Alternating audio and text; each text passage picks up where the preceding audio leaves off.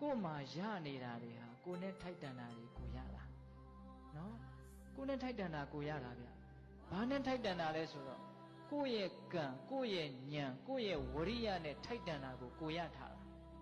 တရားနဲ့တန်လို့တရားပဲရတာအဲ့ဒါတသိမ့်မရခြင်းနဲ့လေအဲ့ဒါကျန်တာတွေအတွက်အဲ့ဒါအတိလောဘဖြစ်တယ်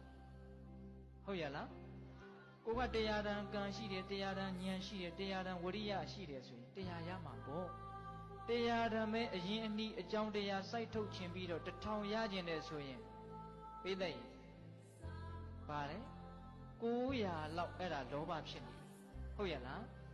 ဒါကြောင့်1000တန်ရခြင်းတယ်ဆိုရင်1000တန်အရင်ဒီစိုက်ထုတ်လေ1000တန်နဲ့တန်တဲ့ကံဖြစ်အောင်လုပ်1000တန်နဲ့တန်တဲ့ဉာဏ်ရှိအောင်လုပ်1000တန်နဲ့တန်တဲ့ဝရိယရှိအောင်လုပ်ဟုတ်လားဒါကြောင့်ကိုယ်ရတာနဲ့ကျင့်တတ်တယ်ဆိုတာအင်မတန်ကျယ်ဝန်းတဲ့အဓိပ္ပာယ်ကဟုတ်ရလားအဲ့ဒီတော့ကိုကဒီလောက်တန်လို့ဒီလောက်ရတယ်ကိုလောက်ကြီးရခြင်းတယ်ဆိုတော့ကိုရမှာတဲ့လားမရပါဘူးဗျကိုနဲ့တန်တာပဲကိုရမှာကိုအကြောင်းရှိတဲ့လောက်ပဲကိုရအကြောင်းဆိုတာကအတိတ်အကြောင်းရှိတယ်ပြစ္ဆုတ်ပံအကြောင်းရှိဟုတ်ရလားအတိတ်အကြောင်းတစ်ခုတည်းသာအကြောင်းလို့မယူဆနဲ့နော်တချို့လူတွေကပြစ္ဆုတ်ပံမှာစီးပွားရေးသိပ်ပြီးတော့မပြေလည်ဘူးဆိုတော့ကအတိတ်ကံကညံ့တာကိုသိကြတယ်အဲ့ဒီလူပြစ္ဆုတ်ပံကံမှာညံ့နေဆိုတာမြတ်စွာဘုရားကပစ္စည်းဥစ္စာပေါ်ဖို့ဆိုတဲ့နေရာမှာလေအာလဝကသုတ်တံကိုလေ့လာကြည့်စေခြင်းတယ်နော်